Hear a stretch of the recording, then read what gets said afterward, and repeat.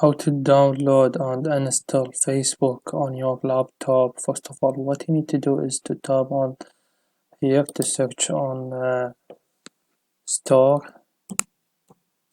and after that will show up to you Microsoft Store. Click on it, and after Microsoft Store opened, what you need to do is to search for Facebook from here and click on enter to search on it, and tap on Facebook from here.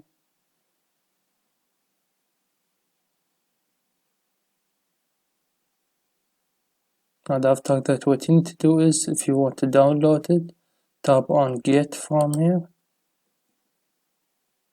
and after the Facebook is downloaded, just tap on open, and from there you can open your account and do whatever you want. And basically that's it. Please leave a like on the video, and if this video helped you out, subscribe to our channel. Thank you for watching.